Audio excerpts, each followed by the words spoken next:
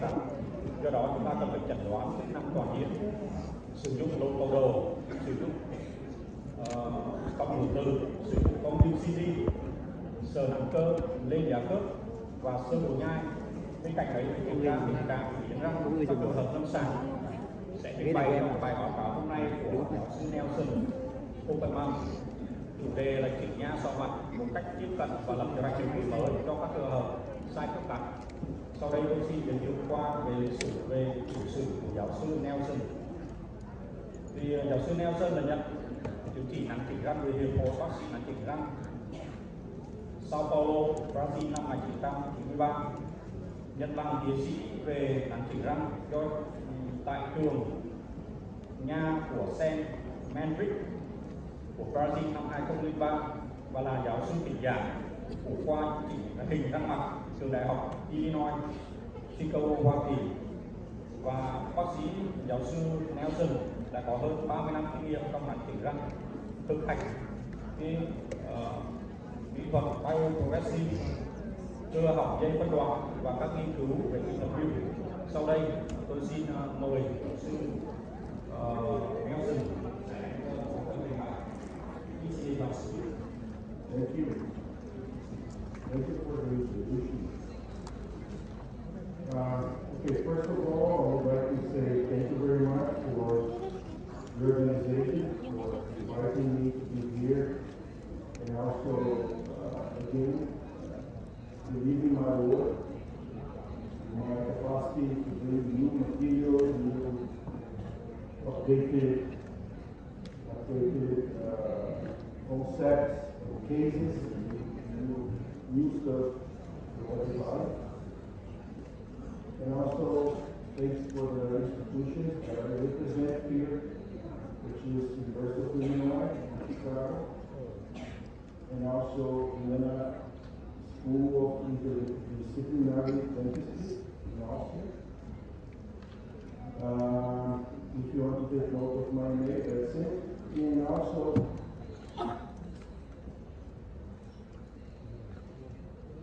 I will make some pause because of the translation sometimes. And also, my sponsors that help me to be here, they certainly are very important because sponsoring my presence here is important.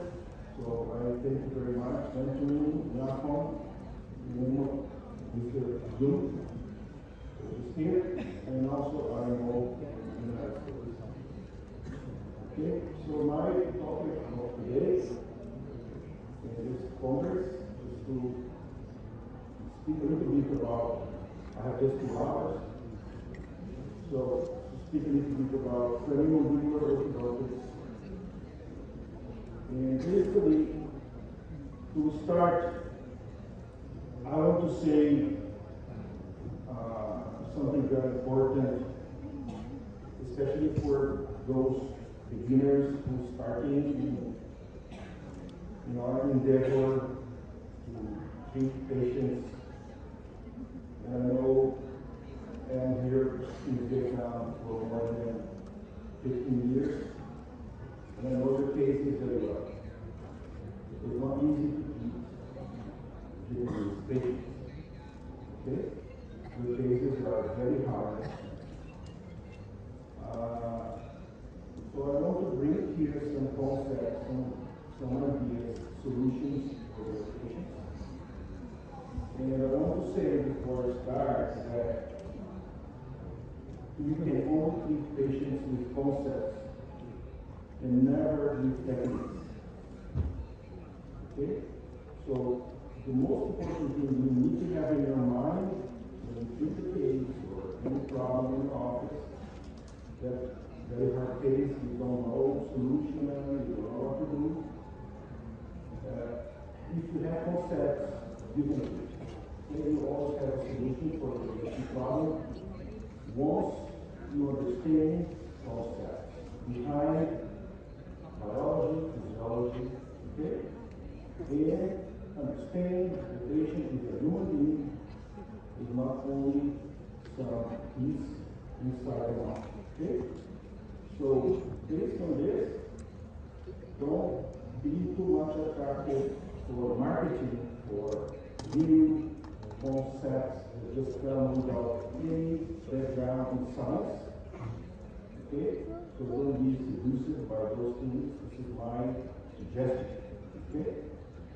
Especially because I also receive many hard cases in my office, and in many cases they are come to me after bad or say unsuccessful treatment from other offices, because I'm kind of a reference in my area, so people like me always stop by my office somehow. So I don't have easy cases as well. My journey of easy cases of 10 years ago. So I usually receive hard cases as well. But you know, when I see this thing, this is all cases that I receive in my office. Okay?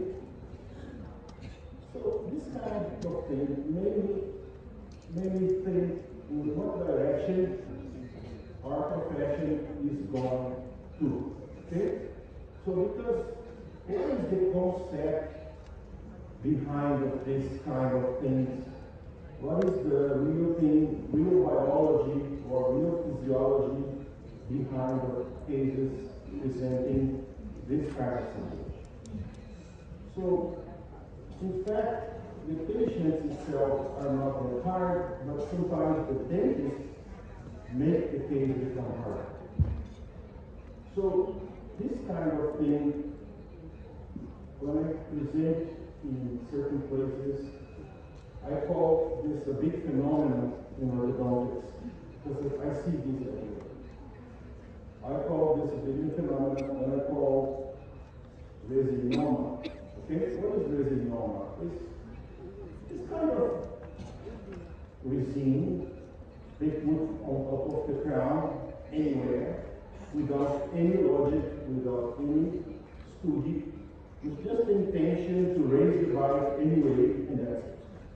So I can hold the brackets, around the piece, and let's see what happens next. So certainly, what happens next is usually a big problem. Okay? So this is what happens. When the patient comes to me with this kind of things,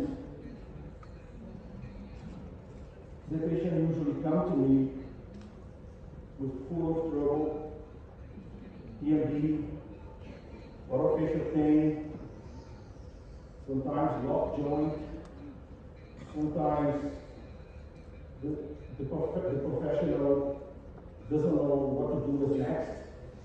And many of those patients come after 3, 4, 5 years of practice.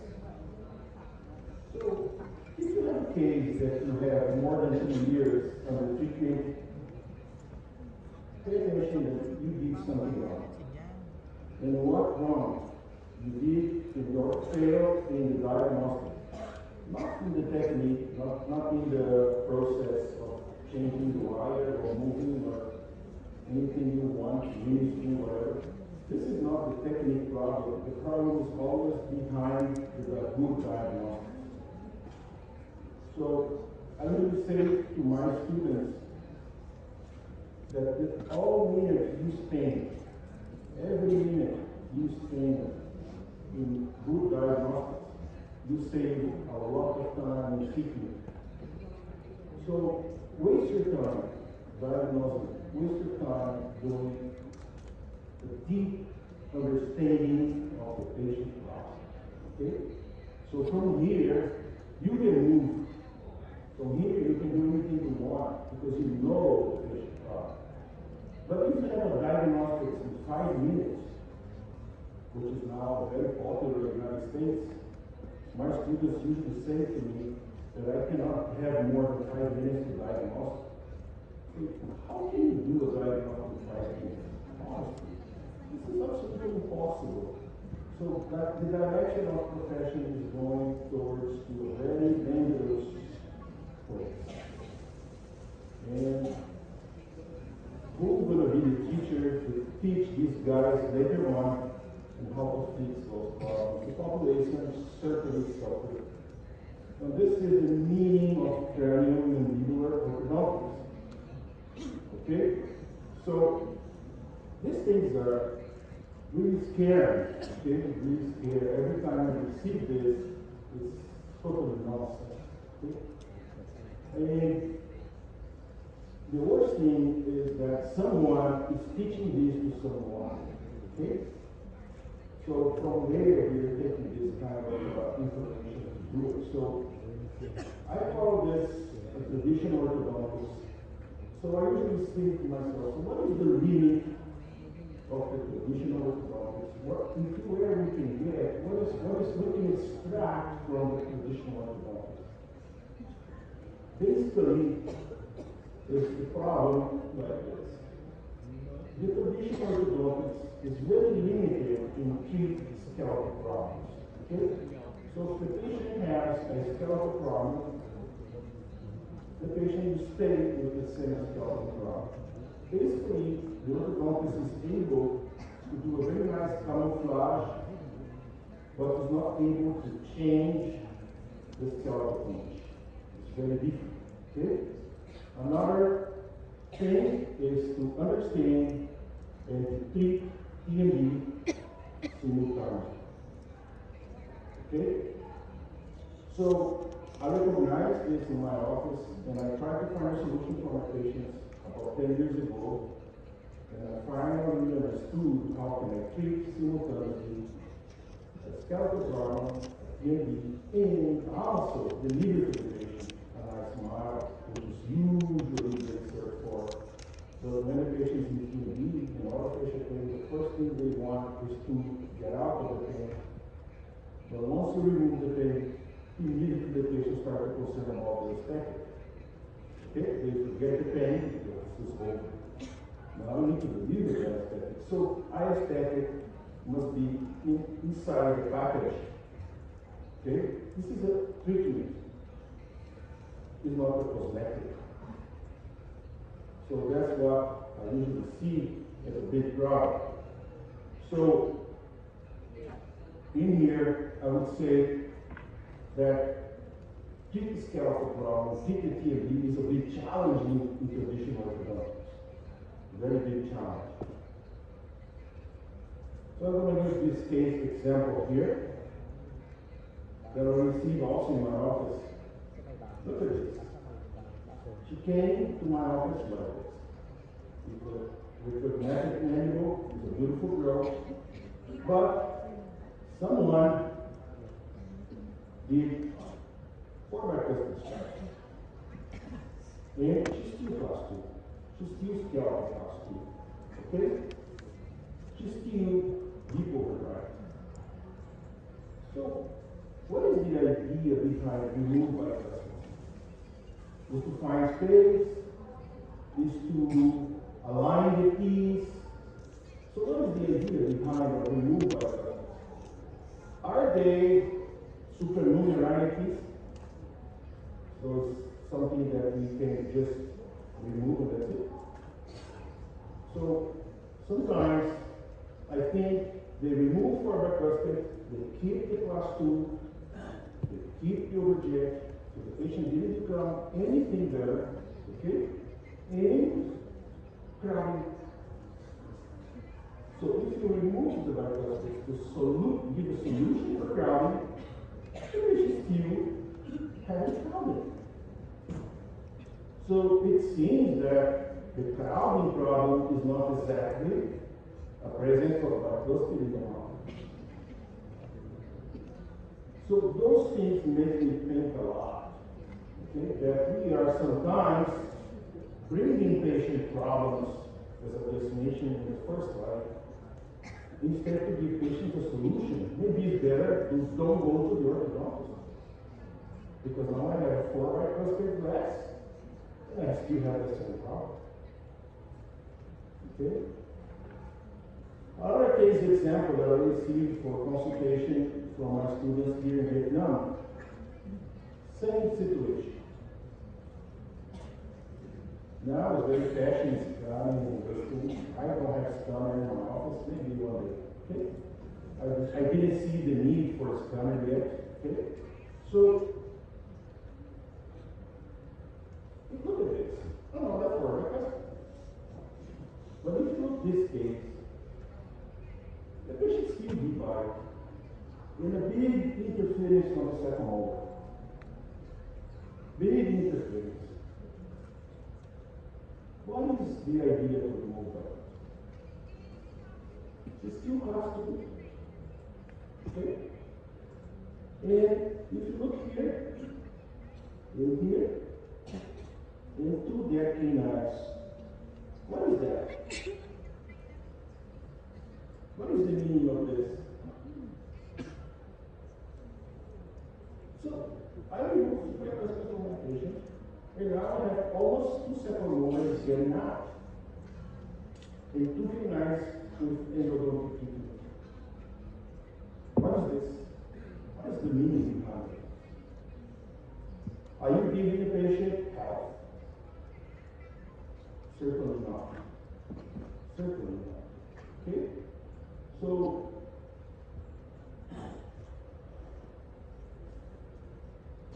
it's really difficult with the conventional style of orthodontics to give this kind of patient a solution. Okay? So, what we should do, in my opinion, this is what I'm doing in my office for more than 10 years, and I am progressing inside this because this is a very nice open field to keep progressing, which is what we call the craniomandibular orthodontics in occlusion medicine. Okay? From occlusion, we can treat absolutely everything. Okay? So this is a concept that I learned in Vienna, and I mix with my previous knowledge, of course, that I have from many other courses that I took, and also, of course, from the experience I have in my office. So basically, what do you want to do with craniomandibular orthodontics? I want to understand the point zero of the mandible. How is the mandible inside the joint?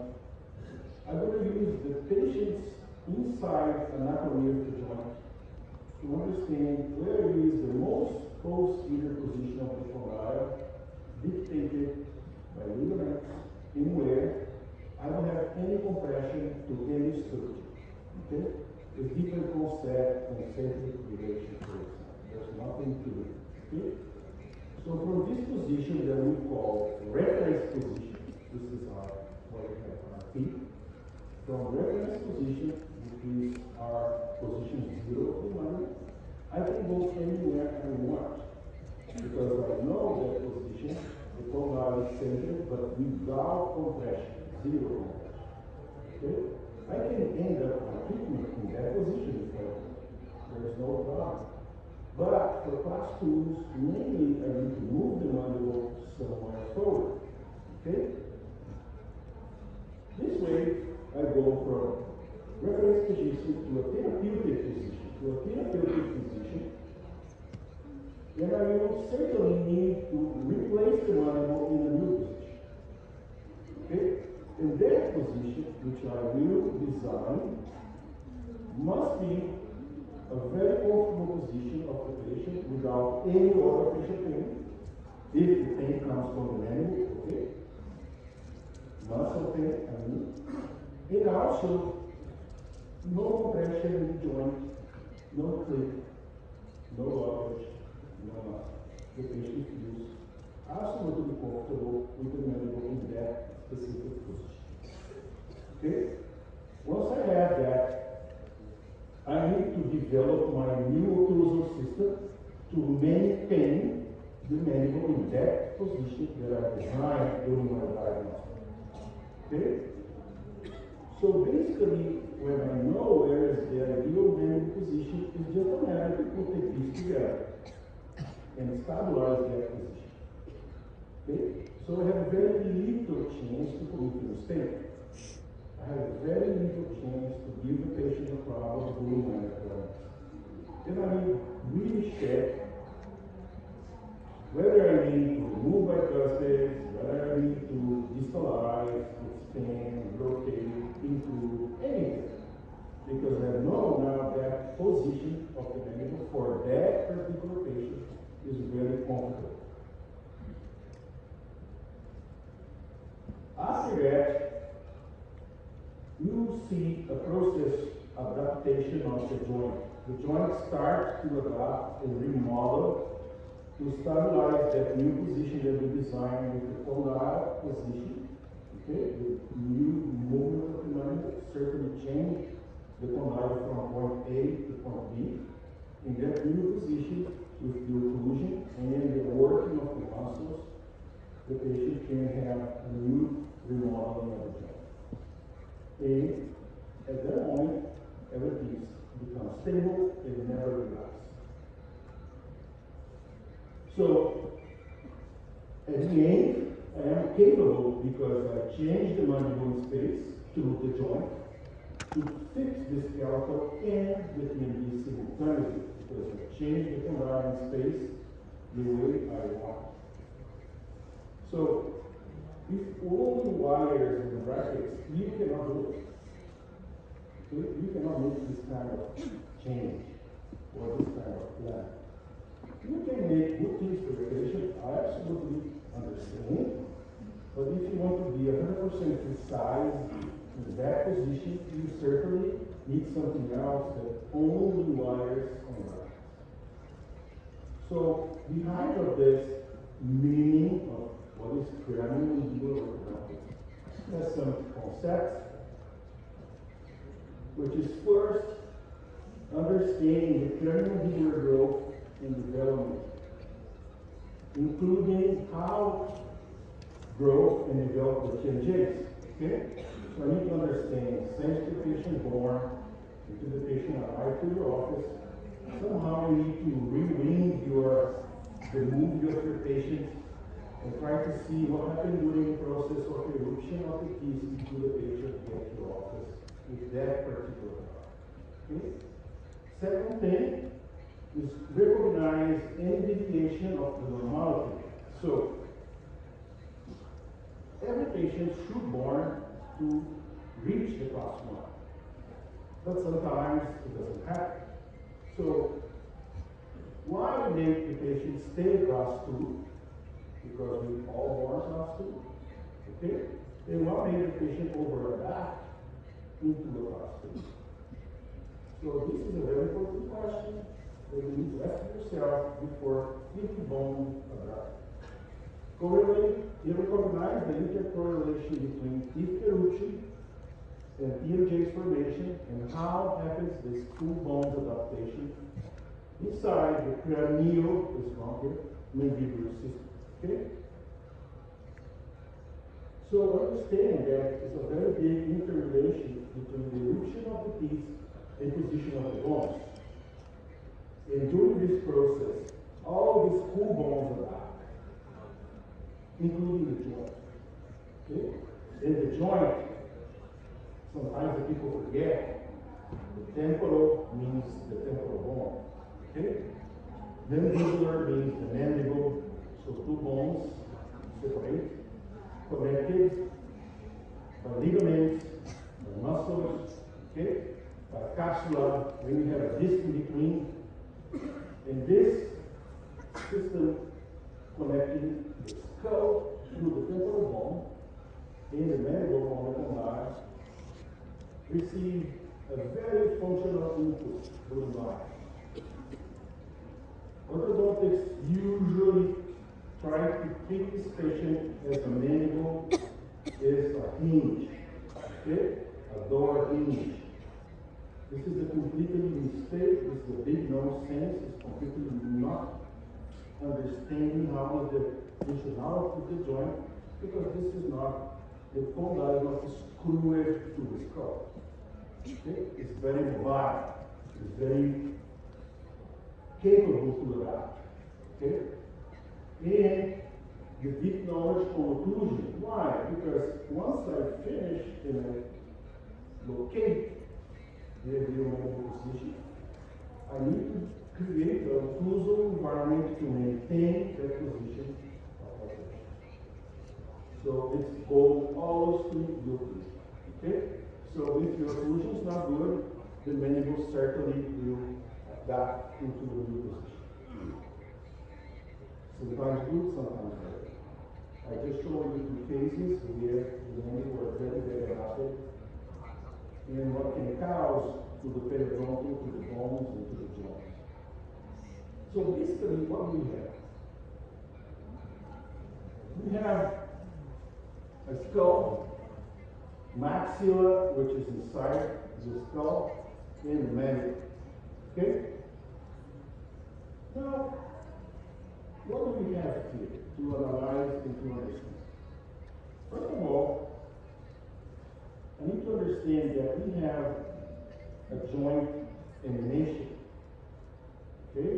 And this emanation is carved or developed during the eruption process. Because when we're born, we have no emanation. Okay? So our emanation is flat. So the height of the emanation is being developed during the occlusal change process with eruption, since the deciduous dentition, and end up when the canines come into the game, which is about 12 years old. So when you have canines, now the joint is fully established. Okay? So before 12, we have a lot to play with this. We can have a big chance to adapt the TMJ system the way we want. But once established, it creates an inclination of the joint that belongs to that particular patient. And for this inclination, which is a functional inclination, it's not really physical, okay, it's a functional inclination we call sagittal condylar inclination, SCI. And during the sagittal condylar inclination is the pathway where the mandible moves through the joint. Okay? And this inclination is fully responsible for the movement of the jaw in all directions. Another important thing to understand that we have the posterior facial height, which is the distance between the skull to the corner of the mandible. This distance gives me the posterior vertical dimension. It's completely related to compression and decompression. Okay? It's totally connected to the vertical posterior dimension. Another important factor is based on the position of the joint in occlusion. We have a skeletal classification. The patient can be class 1, class 2, class 3, and this is all happening to the joint. Okay? So, the patient adapts the mandible according to the occlusal system. So the vertical anterior dimension, which is another vertical dimension, that I can measure from exi to anterior nasal spine and exi to PM, gives me what we call lower facial height. And inside the lower facial height, we need to put the piece. So imagine with me, if I have an environment which is the lower facial height is very, very short, how can I accommodate the teeth? It's very difficult to have the teeth position without occlusion, because the environment is too small. Okay?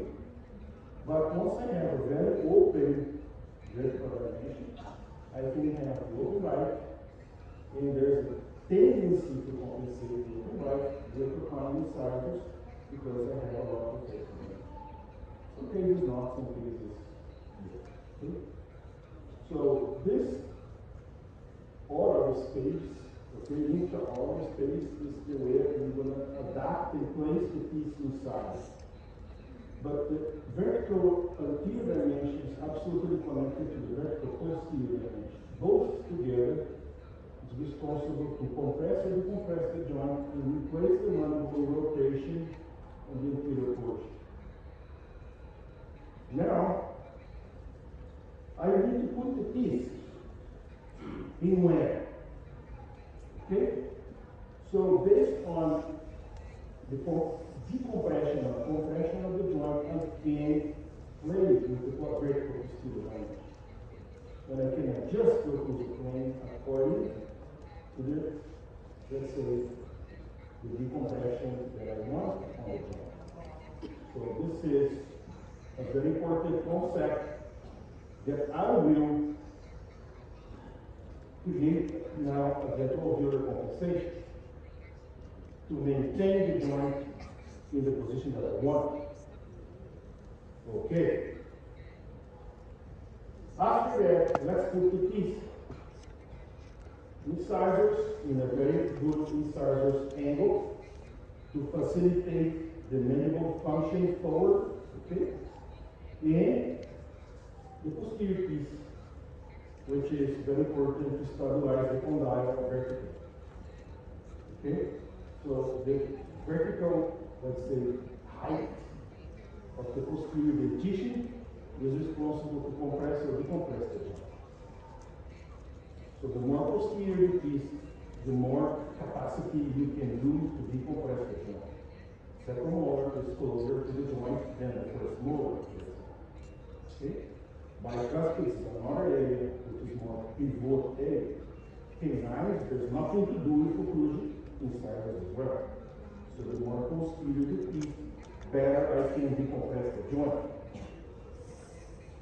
And I will locate the curved speed and curved Wilson. Because I'm looking here from the side, so I can only talk about curved speed. And curved speed is very important for masticatory efficiency. Okay? There's no occlusal plane which is absolutely strict. So our occlusal system is made by curves. Okay? The speed curve, the Wilson curve, and every single element is placed in a different angulation. Okay? All the occlusal system is made by curves. Looking at this as a straight line, deep into points, but the whole system is a curve. Great. So into orthodontic or prosthodontic treatment, implant, whatever you want to do to your patient, you need to understand this correlation.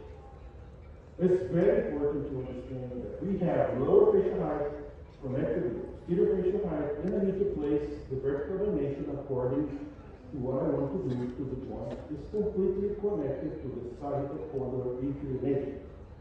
Okay? Great. So now you understand that the mandible position must pass through the joint.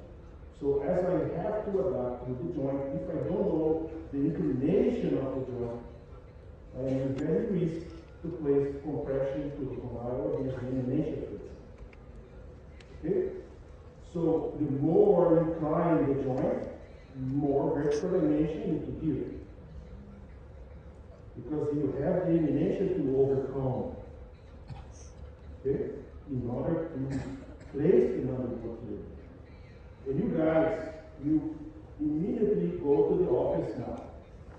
And you can tell me if the low angle class 2 with the very rapid facial patients are harder or not to place the mandible for. Absolutely yes. And why? Because usually the mandible condyle and glenoid is very steep. It's difficult to replace the mandible. So these patients need a lot of decompression of the joint to maintain the mandible anterior space. So in case you need to replace the mandible anterior, this is a big problem. So now I place the ideal position of the teeth, and I will make now my final planning. I will put this bracket, this wire, this whatever you want to do. If you want to do crowns, if you want to do rehabilitation, if you want to put implant, this is the same concept. The patient is the same no matter the specialty we have. So we need to talk exactly the same language, orthodontics, implantology. Okay? It means that it seems sometimes that those specialties are totally out of dentistry, orthodontics live in a different world, which is not true. So we need to cooperate with each other. Great. So what should I use to make a good diagnosis? what should I do? What kind of material, what kind of instrument I have to have in hand in order to perform a great dialogue. Now we have a very nice image systems, for example, magnetic resonance, CT, volumetric CT. We have combined, we have many nice materials for image. But if you don't understand how to use this image, this is something nice, but how can I use this image to diagnose my patient? This is something else. Plus, should I use articulators? Should I use and understand posture? Should I understand muscles? Should I understand the patient's alive and breathing? So the clinical examination is very important. So these things must be very well organized and very well analyzed in a logical sequence. So what is the good logical sequence to do? So it's the diagnostics. So I need to organize this sequence. So basically when a patient comes, I usually need to do and observe the clinical details plus muscles and energy palpation. If you don't touch your patient, how can you understand the patient problem? Okay? The muscles talk to you where it is the problem. After that, I go to my x-rays and I do my placements, but you need to connect what you see in the clinic to what you see in the x-rays. Otherwise, that's very big nothing. Okay? And if possible, mount your case in articulators. Understand the reference position that you use in order to see the patient's problem, digging with. The best way is to use articulators. Okay? Third, understand where is the point zero of the mandible, so I can from that point move to anywhere I want. And in case I have this dislocation, clicks, joint problems, it's mandatory to have an MRI. Okay? Otherwise, I don't know where is the disc. So once you see a risk for TMD, MRI. The last one, the most, let's say the least important one is the CBC. Okay, because what can I extract from CBC? I see some bone distortions. Okay? The bone is just a bone. What is more important in the system is the neuromuscular system, nerves, vessels, muscles, and occlusions. Okay? So what you see in the CBCT is just a consequence of what is happening to the patient. But how to treat, certainly you're not going to go through the CBCT. Certainly goes to your diagnostics of occlusion, muscle palpation, functional input of your patient, and understand the case mounted in articulators. Okay? So this is a functional aspect.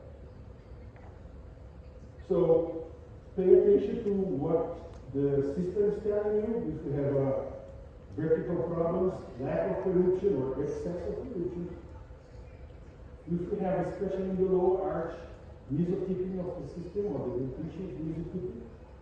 If I see crowding, if I see any other factor, for example, periodontal problems, abrasions, fractions, all those things count. Okay? For example, this little kid, he came to my office at 7 years old. So what can we start from this picture, for example? A very thick labor frame. What is the meaning of thick labor frame? Okay? Both frames are also very evident. No incisors crowding and very poor posterior elution, so you can see there's no vertical. The crown, the clinical crown is not shown very well. for 7 years old kid. So all those things tell me that certainly this patient is with a lack of vertical elevation. Okay? Because dental viewer problem is completely limited to the vertical elevation. So we need to give this patient a chance to increase the vertical elevation. Crowding certainly is adaptation of the system to maintain the mandible forward. So when you see crowding, it's not a bad thing. It's a good thing. It's the way the patient can adapt to the mandible anteriorly without having anything done as best as possible. So when I go to X-rays, especially panoramic, I usually like to see how is the mesotipping of the posterior segment. So you can see clearly that this side here is more mesotipped than the other side. Okay? And also, I can see here that overluxation is happening especially on the circummolar. So we have two sides in different heights and different inclination. Okay? And also here I see a joint compression. The shape here is not so good. Sometimes panoramic, of course, not the ideal X-ray to observe this, but it shows you something. And you can go deeper to analyze in other images. Okay? On the other side is the same stuff. Here is worse because of this super mesotipping overluxation. So when I see frontal pictures, what should I pay attention to? I should pay attention to the deviation of the chin. Okay? And you see that the same thing happened in the frontal X-ray. So correlate what you see in the frontal X-ray, what you see clinically. Okay? Observe the spine inclination, the cervical spine inclination. If the patient is tilted, okay, you can see both in the frontal picture and the X-ray. So this is something that the patient is really postural. Check inclination of what? Check inclination of temporal bone. We have totally different temporal bones here, left and right side. Okay? You can see the reflection of this on the inclination for ears. So one ear is more typically inclined outside than the other. And the ear follows the inclination of the temporal bone.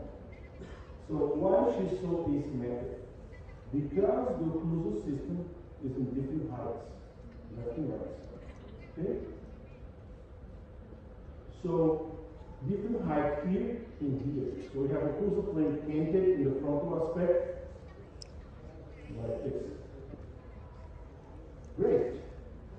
So the lateral X-ray, overall talking, not really talking about tracing here. So I can check, sorry, I pressed the wrong button. I can check here the inclination of the posterior occlusal plane, okay, which is correlated to the panoramic. And you can see the amount of elution that you have to the posterior segment. You can correlate to the mandibular plane. So all those factors shows you a lot, we talk a lot about the vertical elevation, posterior. And here is like a summary of everything we talked, which is the posterior vertical elevation to the occlusal plane, this P curve, okay, inclination of the lower incisor to the joint, and what we call the axis orbital plane. This, which is a little bit different than Frankfurt reference. So in blue, we see Frankfurt reference, and in green, what we call the axis orbital. And we need to correlate this to the anterior vertical dimension and the posterior vertical dimension. Great. Now we are ready to understand that these things can be a factor to be programmed in our treatment plan, but also inside the mouth we have many signals of overload. So all those factors are absolutely linked to overload of your occlusal system. For example, this kind of abstraction here or destruction is not normal. Okay? It's not normal. There's something wrong with the occlusal system. super shiny restorations, abrasions, or certain bone losses. This is all linked to interference on the occlusal system. This interference is happening in function. Never analyze the occlusal system as static. Okay? You need to analyze the occlusal system in function, work. Okay? For that, it's so easy to do if I use articulators, because they kind of reproduce to us and simulate to us what's going on to the cranial system. Okay? With the articulator, I can simulate the position of the patient. I can simulate a new position, and I can create a therapeutic position before place any invasive treatment. Okay? I didn't go back, I did semantic route, I did anything that I can test drive the manual position before make the treatment viable. Okay? And historically speaking, we have a interesting thing, because from 1920s until now, the terminology and the instrumentation changed dramatically. Okay? Since McCollum and Peter Thomas, which is those guys, genius fathers of the WhatsApp, and genius of the first articulators, they talk a lot about balanced occlusion. They after that say about organic occlusion. In 1921, they started to talk about the terminal hinge axis and developed the first photography system.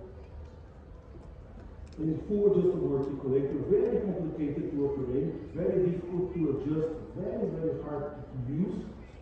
It seems the guy who invented is the only one who can use this system. But later on, with Hair, what happened that he started to explain and talk to us what's going on inside the joint. It was a result of the bad situation in the occlusal system. Okay? So he was the one who made a big change together with this work from Ludwig Gibbs, 71, talking to us about the Schumann cycle system. So, for these people now, functional input is really more important to understand the mandible adaptation. With Professor Rudolf Slavchek in Austria, from who I took all this inspiration, okay, he started to develop now a new position. The centric relation become completely obsolete.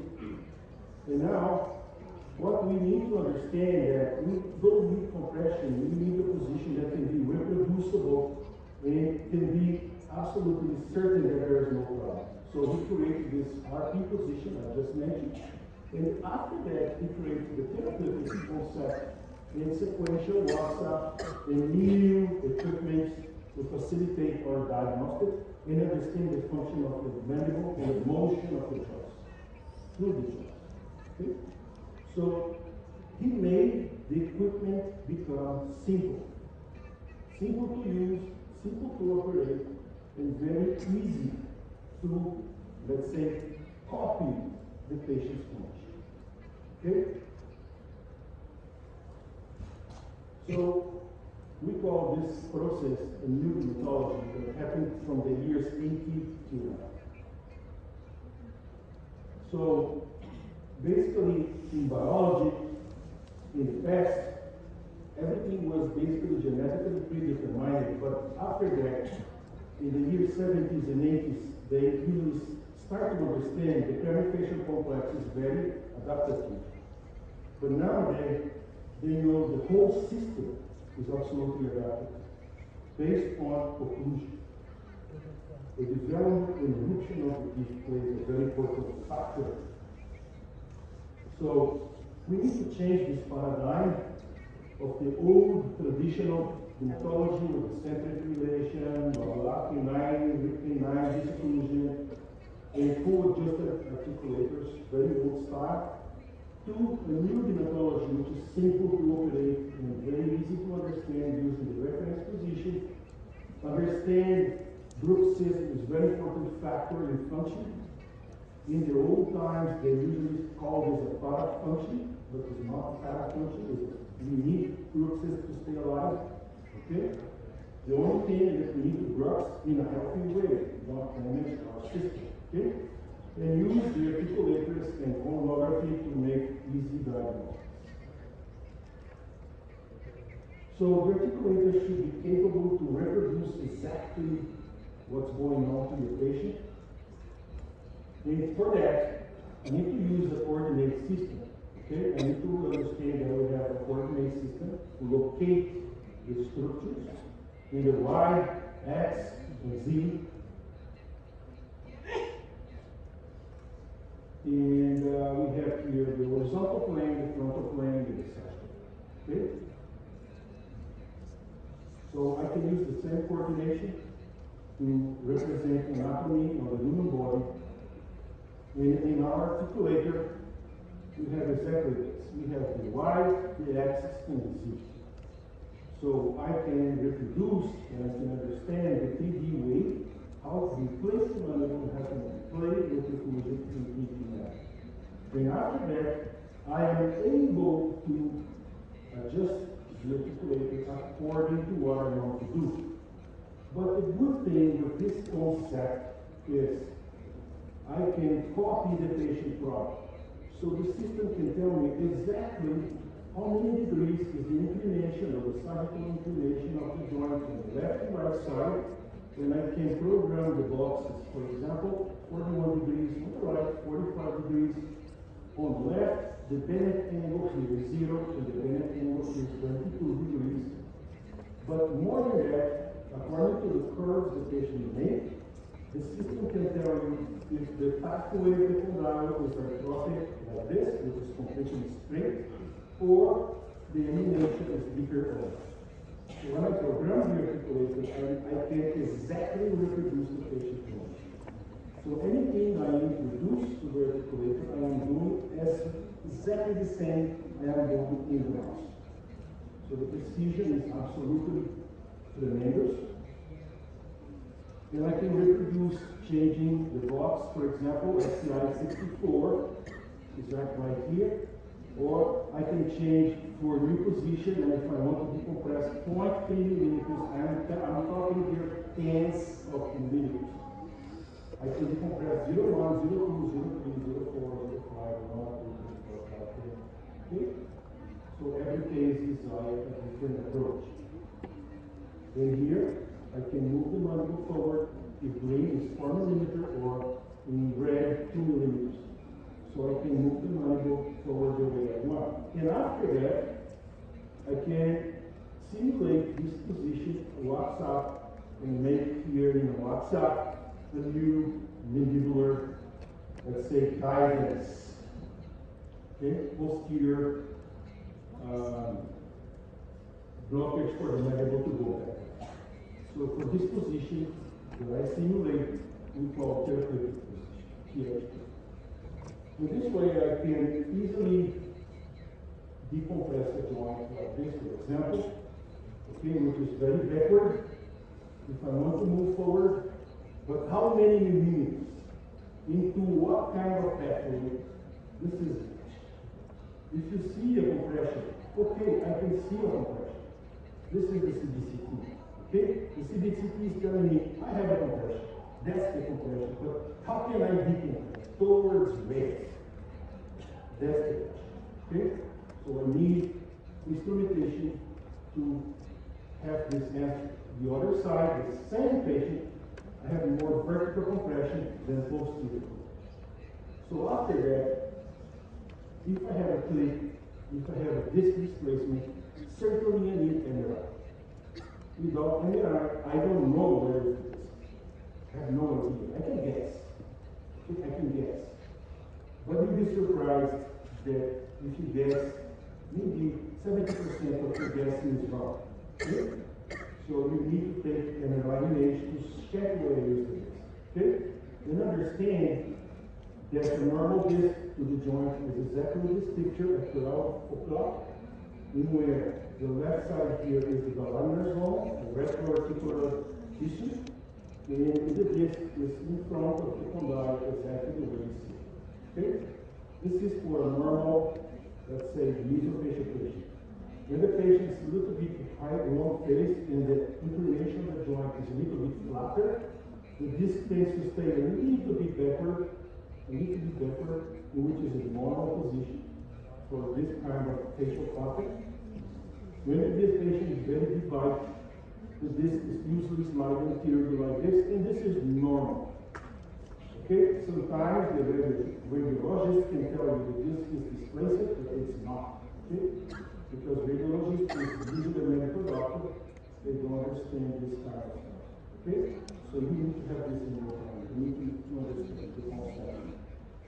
After, how can I really understand? If I use this equipment gives me exactly those numbers that I was telling you. How many degrees of the fossa, how many millimeters I have to click, how many degrees I can really decompress the joint and so on. I don't have time to go so deep here, but basically I have those curves that can talk to me a lot. What kind of joint the patient has and what kind of movement. Plus, at the end, mount my models in a precise position according to this kind of position. Where is the SCI of the patient and how the pathway of the mandible according to the coordinate system. In this way, I can see, for example, in green, which is the axis orbital plane, that the other things do compare to what we have left and right. Okay? So two different inclinations. So I have one axis orbital plane for the left, one axis orbital plane for the right side. I can use that reference to my tracing. So I can also put the inclination of the joint inside my tracing, and I can make my cyclometric analysis based on the inclination of the joint. So all those cyclometric factors are adapted to the patient joint condition. Okay? So after that, I am able to simulate a VTO position for the mandible according to the cyclometric and the joint inclination. So now I have a super precision position to design my plan. And this way, it's kind of art of navigation. If I know where I am, okay, I know where I can go. So this is basic in navigation. If I want to go somewhere, first thing that I need to know is where I am. Okay?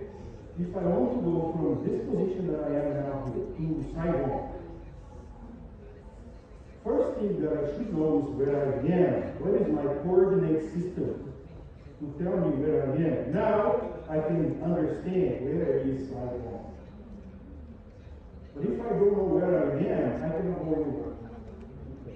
My GPS becomes lost. Okay? So my coordinate system fail completely. The Professor Bobicek was a very great sail guy. He has his own boat, so he always correlates this to the sailing. And if you know where you are, it's easy to define where you are going.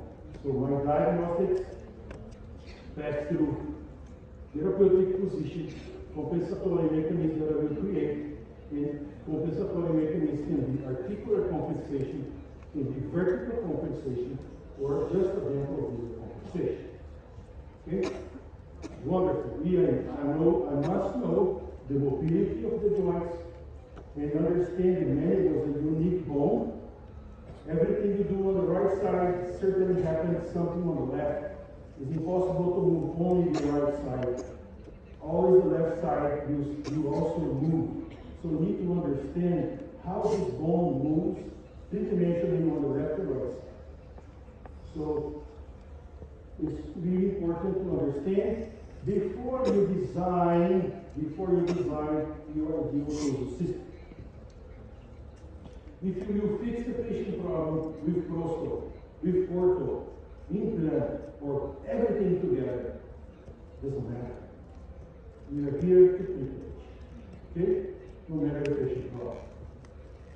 So this is a prostodontic approach for from.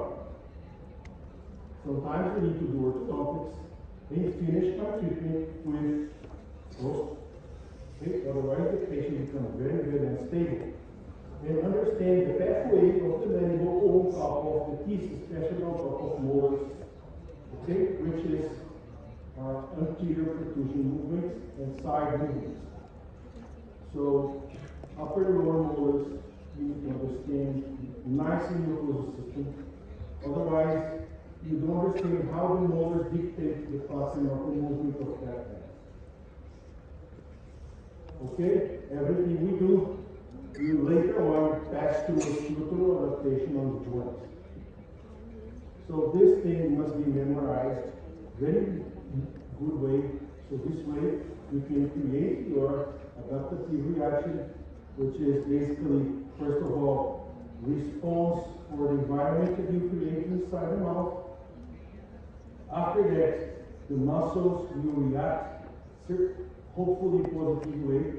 After that, the whole functional system dictates a new pattern, and at the end, the skeletal with the bones will adapt. So the bone is the last one to adapt to any functional input that you create in the system. And this compensatory reaction can be vertical, dental, and articular. So that's why I like to use what we call the to-go, the temporary overlay, to guide the mandible in the position. Okay, so temporary overlay to guide the orthodontics, we call it to-go.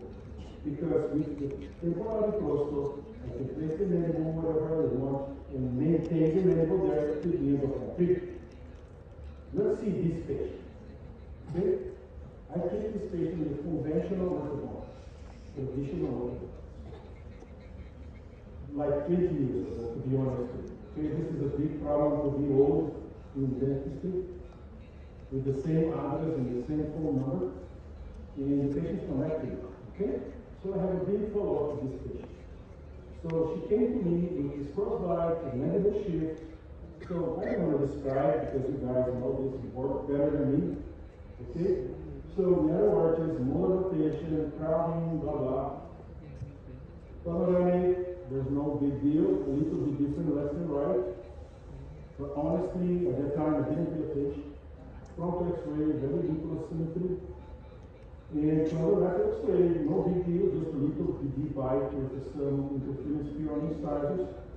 When I faced her, I recognized that her lower facial height is a little bit shorter, a little bit convex, 4 millimeters. So the patient tends to be nasal to brachy.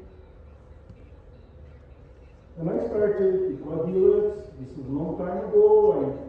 I was just observing the narrowing of the maxilla. Okay, so I expand, I rotate the molars.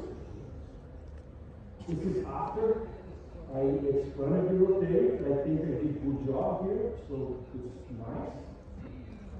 After I remove the quadrilates, we can see that it's still a little shift. Deep bite, but at that time I didn't pay attention to these details. But you can see here very, very deep bite canine. Okay, in this side you don't have that deep bite canine. Same as left, so that's why the mandible is shifting to the left. Okay, if I had adjusted that canine, I would be really much better for her. But I didn't because I didn't see those things at that time. Okay. And now I wait for the teeth. It's typical, so I did phase 1. Now I go phase 2. Okay? So the mandible itself adjusts because she ground up the canine herself. It was not me. Okay? And okay, let's put some brackets. This is her face at the moment. Really much better. She's very, very happy baby. Nice smile. I will have some audio in this slide. Okay. Panoramic. I can see everything's doing good. There's no big things here to mention. Front X-ray, everything's okay. Septum is very aligned. The nasal cavity floor very okay. So there's no signal here of asymmetry. She's doing good. Before, after. And now, after I finish her bracket phase, I finish the case like this. Okay? This is 2013. I think I did good. Do you like this? Is it okay?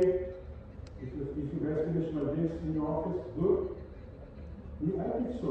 I finished nice. Everything here is okay. Wonderful. So now, this is 2017. Okay? The patient comes to my office very openly and I follow up. Here, she was good. There was no really big thing. The only thing that I noticed that she's missing one third more here. She doesn't have upstate. Okay? And there's no really big bad things here. She's very good. She's kept a very nice pattern. Inserted inclination, very good. Vertical dimension nice. Everything looks so nice. Tracing, she's still a little short, but the convexity really reduced over time. So now 0. Her face is really beautiful. For me, at least to my eyes, she's a very beautiful girl. Okay, and her smile, absolutely gorgeous. I have no problem. Okay, this is 2017, which is 4 years after. But now she came to my office again in 2021, about 8 years after. Okay, and her smile is still very beautiful. Okay, in terms of conclusion, I see no change. Absolutely stable. Absolutely stable. No problem. Okay? Panoramic, I see no big problems. It's everything okay. Front X-ray, no really big deal. Left X-ray, she's still very stable, very beautiful, no change. This is almost 10 years after. But if I go to the Congress and show you all this sequence, you're going to say, oh, doctor, you're so good, huh? 10 years stable. But she has this problem. I cannot hear the sound. Let me see if I can. There's a big, big, loud thing on her right, and she cannot open straight. Anyway, it's not reproducing the sound, but I can make the sound for it. Clack! Clack! Very loud. Super loud. And now, what should I do? Everything is so beautiful. I can see anything in the X-rays. In the parables, everything okay. What can I do for helping her? And she comes to me and says, doctor, I only believe in you to treat me. What can you do to help me? If you see her bite, midline is totally matching. There's no evident problem. But when I take her MRI, the disc is in front, on the right. Totally in front. And you can see the disc is bent. When she opened, the disc folded. When she pushed more to open, the disc slide back and you see a very loud click. So, if I only move the mandible forward, I will just push the disc forward. How can I catch back the disc? The only way is to give her extra vertical dimension. So the disc can go on top of the cone. Just move forward is not enough. But to get the idea of vertical dimension, I need to know first SDI. Otherwise, I don't know if I will compress or not. So I need to extrude the conductor following her normal pathway. If I incline the joint a little bit up or a little bit back, I don't catch this. So when I mount her case, sorry for the quality of my model, this is on the pandemic. There was no plaster in Brazil. It's the only one I could have. Okay, it's terrible at the moment. And after this is her RP position, I see that she has interference on this canine here. Very aggressive interference. When she bites, that's the canine, and the mother will right back a little bit. But as she's not having full speed in fossa, she compressed the joint 1 or 2 millimeters, which is enough to lose the disc. It's enough to lose the disc. Plus a little bit back now, that's it. So I need to simulate to her a new position. Okay? Adjust her mandible in vertical dimension according to the SCI. And now you have here what? This gap. So what is the meaning of this gap? This is the amount that I need to adjust her vertical dimension. So I need to fulfill this gap with anything you want. If you're going to use brackets and wires, okay, but it's not super precise. Okay? What do I need to be super precise? Is to put, I think a lot of prosthodontics to her. If I put an overlay here, I will exactly match with her needs. Okay? Exactly match. So I can combine prosthodontics and orthodontics to deliver to her this dimension that she needs to stop the clip. Then I bump here, the overlay, then I make her now an utility arch to help me to extrude and maintain the position that overlay is dictating. After that, I can stop by on my caskets a new overlay to maintain the anterior-posterior position. And I will in a second moment. And now, no more clip. And she can open and close free. So if I don't have this instrument, if I don't have this concept, how can I treat this thing? We understand everything was so good. Scalpel picking, x-rays, her smile, occlusion, very stable over the years, but in the long range, she lost her vertical range. She didn't need to regain her vertical range. So you can mount her case as many times as you want to refine, and this is her finishing stage. So it's just a matter now to put the molars here, because now my custom is holding her, and I remove the posterior overlay. So once you stabilize the position, now the custom can maintain, and the molars will hold until the second molar comes out. You can check this with Watson, if she's touching, and you can little by little check her if she can open straight. So she's improving, and now she's a happy lady again.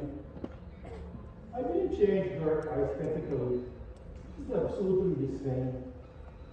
So what did I introduce to her is a new vertical posterior dimension. Okay, it was necessary to attach to this. Another case, pretty similar. Okay, we have a little bit extra exposure of the incisors, and very dramatic different vertical dimensions left and right side. So this kind of case is very difficult to keep only orthodontical. Because how can I reposition the mandible in such a case? I can put a main screw here and raise all the upper jaw up, but is it enough to get the disc back? So these questions are important for us to go home and analyze. So here is the same thing, different vertical dimensions. You can see there are deviation, not so aggressive, but the deep bite. So the facial axis pretty okay, but she's convex. Lower facial height is short. So I need the overlays. So once I put the overlays, it's not a resinoma, okay? It's an overlay calculated exactly to protect her joints. It's not a piece of composite anyway. Okay? So after that we can align, and I can run my multi-loop wires. This is made by the metal, but can be alloy, doesn't matter. And I can refine her situation and check if I'm doing good. Check the overall. And from inside, which is the aspect that we should analyze occlusion. Okay? Occlusion must be observed from inside, not from outside. Outside means absolutely nothing. Okay? Occlusion is cuspid fossa. And I can only see cuspid fossa from inside. This is why I usually need to mount. Otherwise I cannot see this relation. And here, I build up a new overlay for her. Reconstruct her vertical dimension a second time. Now she was adapting when I placed. This is the day I placed. And after that, I made my wires to extrude the posterior dentition. I stopped the mandible with the anterior bicuspid overlay. And after I put the molars in position, the molars are coming here. I can remove the brackets and finish brackets. So after that, I can check her before, after. So the planes are very parallel, very good. Then I fix her vertical dimension very close to 46, reduce the convexity to 2. Okay? So I achieve my goals with my treatments. And more than that, this is a follow-up of her. Now, about if I'm not going to use after. This is the sequence of mandibular repositioning. In her face, with much better smile, but more than everything, is her health, joint, and health system. Okay? This hermeneutic will certainly forward, if you can see before. This is a colleague, is a dentist, my student in Brazil. He came to my courses and he said, I would ask, who here has a kidney? He was the first one. He came to me and he said, oh, Nelson, I have a very big problem with my joint and I need someone to help me. And this is his smile. You can see the midline very off. Okay? And you can look here, many bad signals of overload. So when you get patients a little bit aged, okay, you see more problems. Obstructions, fractures, overlays, okay, veneers, root canal, implant. Okay? This is normal. So veneers, look at these big restorations he had in the cervical lesions here, here, fracture lines here, and here, and here. So this is all signals of overload. This system is totally spliced. Okay? Totally spliced. You can see that how her restoration is very shiny because he works. He's super works. Okay?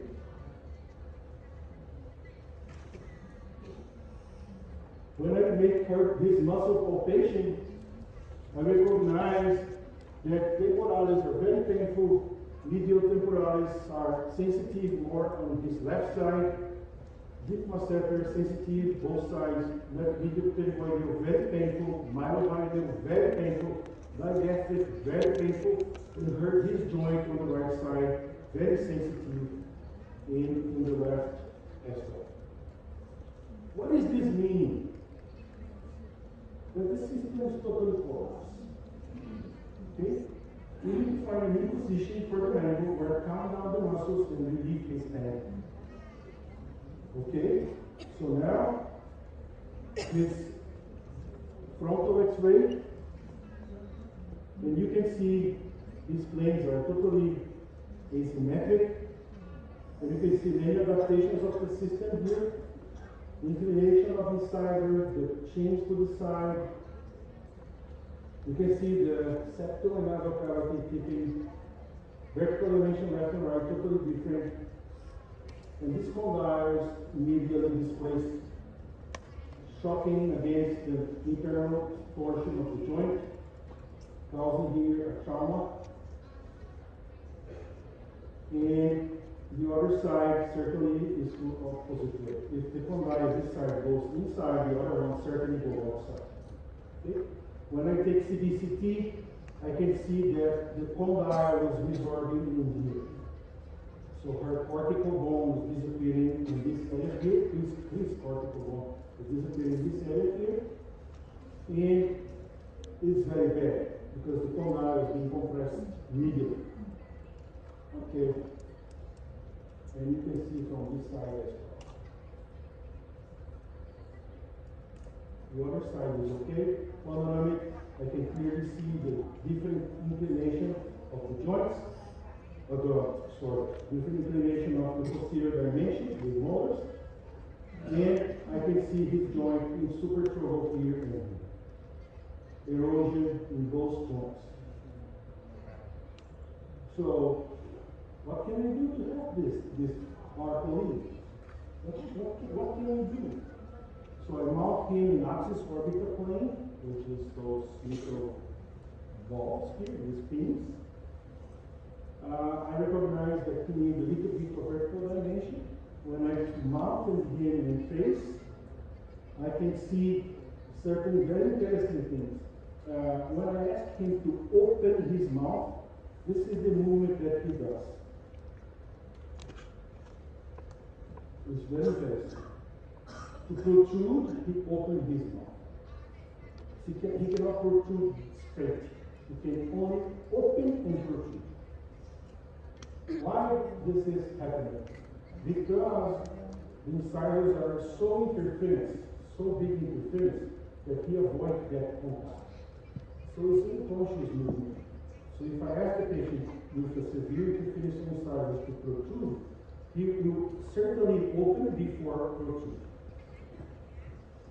And I mount his case with the same reference plane, and I can see that the deviation of the joint is about 0.5 millimeter to the center.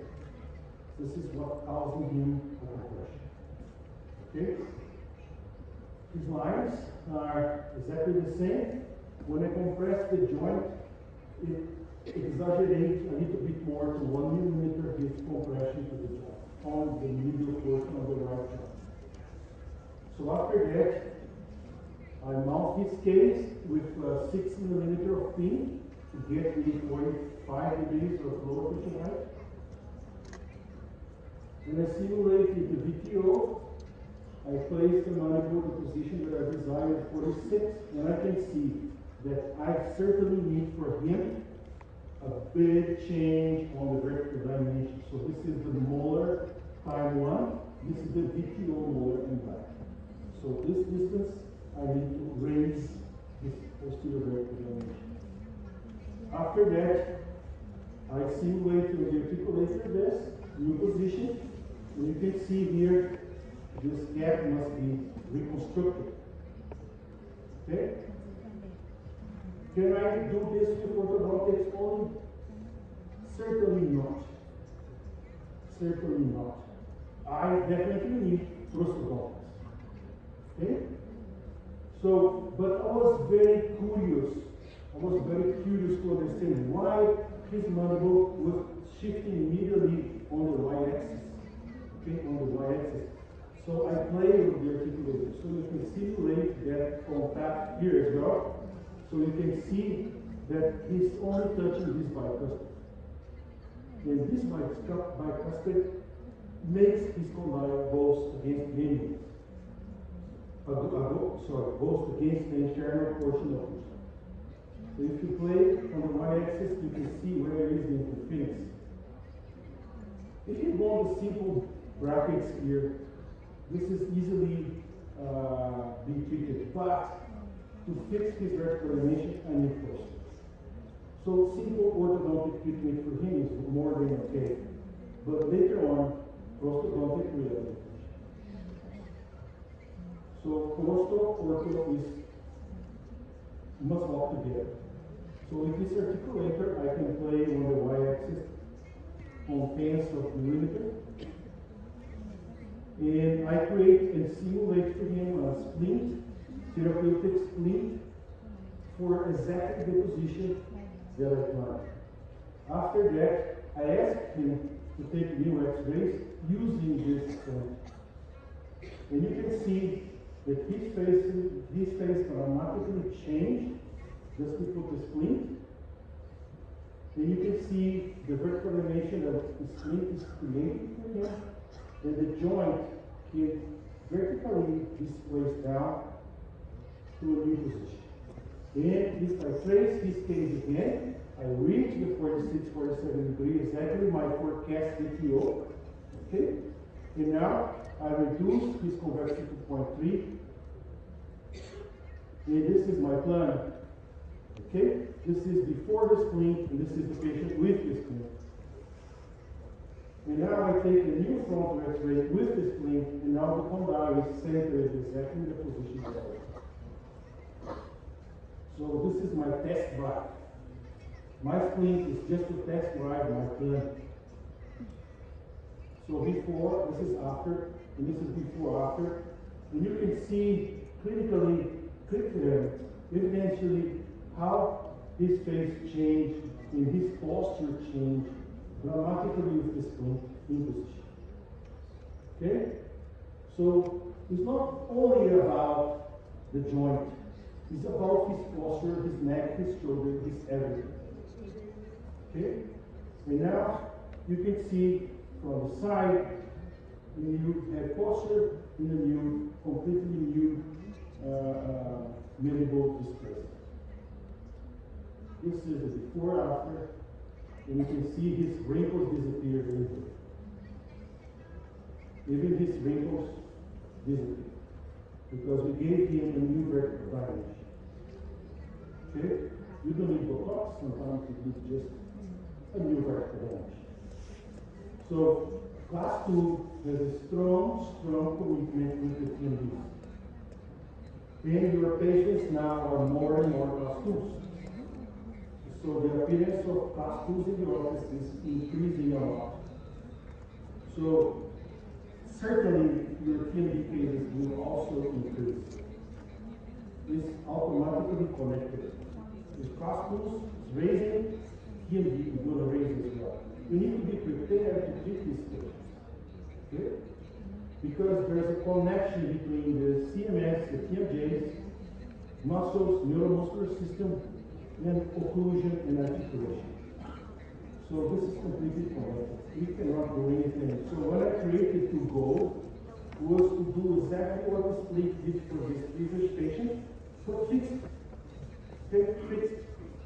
There is nothing to remove to eat. There's nothing to remove anything. But with the overlays is a splint fixed. Okay, it's the same concept.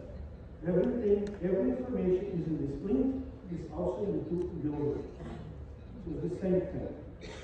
So I designed this system together with my colleagues, Dr. Ovando, he will be with us in November here in Hanoi in my to-go courses.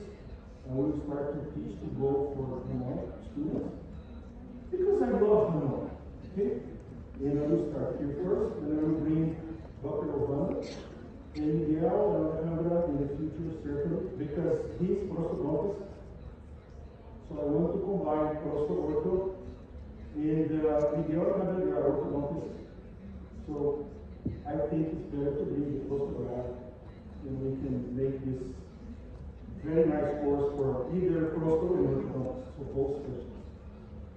So we need to know the sagittal condylar inclination. For example, this is a sagittal condylar inclination of 44 degrees, and this is sagittal condylar inclination 29 degrees. So where should I put my vertical herniation? Where should I put the condyle? Okay? If I do just a very quick, very simple explanation. If I put the condyle under or below the curve, I decompress the bone. If I put the condyle on top of the curve, I compress the bone. So I don't want to compress. Okay? I can do two options. On top of the curve or decompress. Okay? So if I don't know the inclination, how can I alter it? It's so hard. For example, if I move the articulator 2 millimeters forward, 2 millimeters down in a regular 44 FCI, you have zero compression. You are on top of the curve. But if you do 2 millimeters forward, or sorry, it's 1 millimeter. 1 millimeter forward, 1 millimeter down in a 29 degrees, you are decompressing the joint. It's the same movement on the articulator, but the result of the joint is completely different. It's completely different.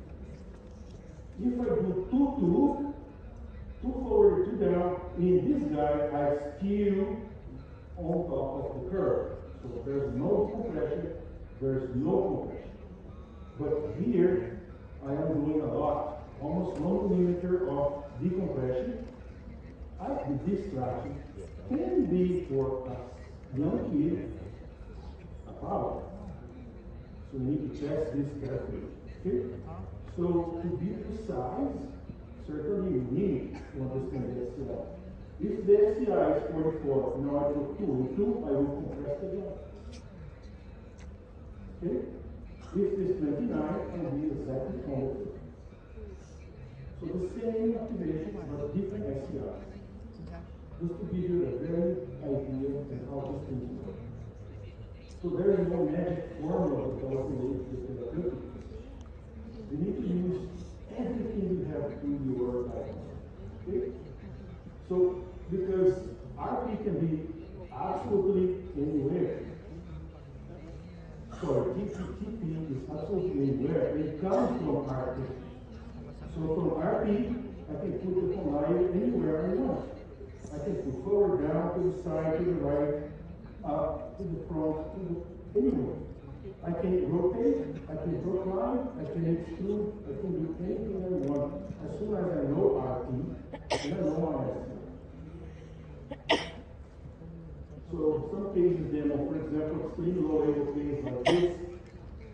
I will show some before afters very quick because I don't have much time. So you guys can see, okay? So look at this guy. He came from another office to me, transferred. And this guy is 15 years old, but he looks like 40 years old. Okay? Because short faces, they show like old face. Okay? So this guy cannot show his incisors very well. And to be worse, he has 2 missing laterals to complicate my life a little bit. Here, his situation at the moment he arrived in my office. This is the Seagulls P9. The doctor who transferred to me bone some brackets, but that's it. And he told me, no, so I'm going to send you a case, very easy. Just a little bit here and there. This is definitely not easy. Okay? So I have to sit together to the family and say, do you want to change the plan? Do you want to make good things for him? So we see laterals, we see spinal, and his device is very deep speaker, very deep speaker. But his upper incisor is behind the lip. So I cannot treat this deep overbite by playing with incisors, because his mind is already bad. If I put incisors here, it's going to be terrible for his mind. It's going to be very bad for his case. I need another solution. And I started the deal, gave him some vertical dimension. Okay? Just to align, just to move, starting here. And after I align and adjust a little bit the tipping and adjust the speaker, I can now definitely bond my overlays, my two goals. So I put one to go here, one to go here, one to go here, and another to go here. Then I have now what? A new mandibulus. And from now on, the orthodontics becomes super easy, because it's just another to put the piece together. That's it. Okay? So, with the utilities, I can help to control the molars. After that, I can start to retract his canine, and I put here some fake laterals to him, because I start to open the space for future implants. Okay? And this is the situation he is at my office right now. He's about to remove his brackets. You see that I ground up all the posterior overlays, and I still have a little on my cuspids. As soon as the molar really set up, I can remove. In his face now, it's completely different new vertical dimension. It's totally new face frame. He's still rapid, of course. I cannot change a super low angle face in a list, but much better. Okay? That's the idea. Okay? And now he's smiling. He's super shy. He's very shy. And opening the spaces, I just need a little bit more here. He's behind it. And look at his new condition. The before and after, so the fusion plane, the straight is better aligned, but I didn't change his vertical anterior dimension. I changed the posterior condition. So we changed from here to here. And he looks younger now, in fact. But he's 2 years old. Maybe he's 18. In his profile. Really much. Okay? So, another case, now adult, with a big crowding, some cross bias. The steep curve is also steep, not so bad as before, the previous one. When he smiles at the end, when I remove his brackets, with the same concept, okay? You can finish like this. It gives him, deliver him the appropriate guidances to maintain that situation. So the after X-ray. So I didn't change much inside. Just all the changes that I induced was in the posterior area. This is the before and after. You can see the right of these molars in the new vertical dimension that I did. Okay, so this panoramic before. Another before after is a very loud clicking patient as well, with a periodontal overload, similar to the case I showed you with the little girl with a beautiful smile. But here you see the patient's older, of course. You can see now the periodontal is already starting to suffer bone losses. Okay, because the system is locked. Every time she goes drugs, there are many interferences on the system. Okay? So we need to release this condition for her to function appropriately. So I create the overlays again, second molar and here in bicuspids to stabilize mandible rotation. And when I remove her brackets, she was really much better situation and no more click. And I left this one a little bit because she was still not so easy to maintain manual. So we can keep there until everything will model. After that, we can remove and place the inline bypass the separation on the next stage. Another case with extreme asymmetry. Extreme asymmetry. These cases are very important cases to treat, very hard to treat. And these kind of patients, they do not benefit a lot from surgery. That's the big problem. The surgeon can help to make him symmetrically, but the surgeon cannot decompress the joint. Okay? That's the real thing. In long range, the patient relapses, the surgeon.